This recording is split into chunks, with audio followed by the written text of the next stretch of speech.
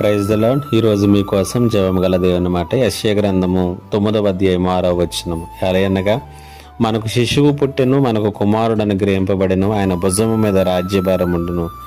ఆశ్చర్యకరుడు, ఆలోచనకర్త, బలవంతుడైన దేవుడు, నిత్యుడగు తండ్రి, సమాధానకర్త యొక్క అధిపతి అని అతనికి పేరు పెట్టబడెను.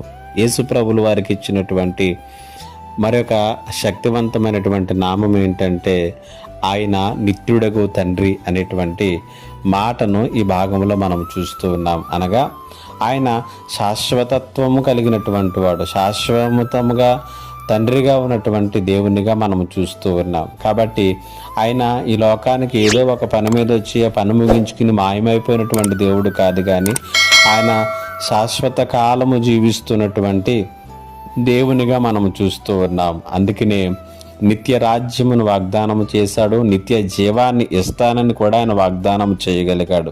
కాబట్టి ఆయన మన మధ్యలోనికి వచ్చినటువంటిది కూడా మనతో పాటుగా ఎల్లకాలము ఉండటానికి. అందుకని యోహాను సువార్తికుడు రాస్తాడు, యోహాను సువార్త 1:14 మనం చూసినట్లయితే ఆయన కృపా సత్య సంపూర్ణుడిగా మన మధ్యలో నివసించేను అనేటువంటి మాట చూస్తూ ఉన్నాం. కాబట్టి మన మధ్యలో శాశ్వత కాలంగా నివసించడానికి వచ్చాడు. కాబట్టి ఆయన మరణించి వెళ్ళిపోతున్నప్పుడు కూడా యుగ సమాప్తి వరకు నేను సదాకాలము మీతో కూడా ఉంటానని వాగ్దానం చేశాడు.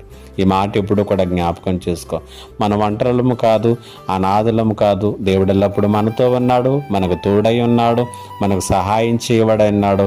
ఆయన నిత్యుడగు తండ్రి, ఎల్లప్పుడూ జీవించేటటువంటి వాడు. అలాంటి గొప్ప దేవునితో నిత్యము జీవించేటటువంటి జీవితము కొరకు ఈ లోకములో సిద్ధపడతాం.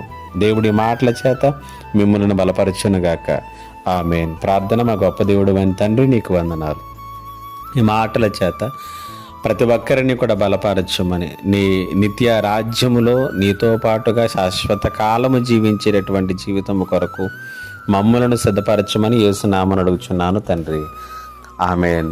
ఇంకా ఎవరైనా మా ఛానల్ని సబ్స్క్రైబ్ చేసుకోకపోతే సబ్స్క్రైబ్ చేసుకోనండి, లైక్ చేయండి, షేర్ చేయండి. దేవుడు మిమ్మల్ని దీవించునుగాక. ఆమేన్.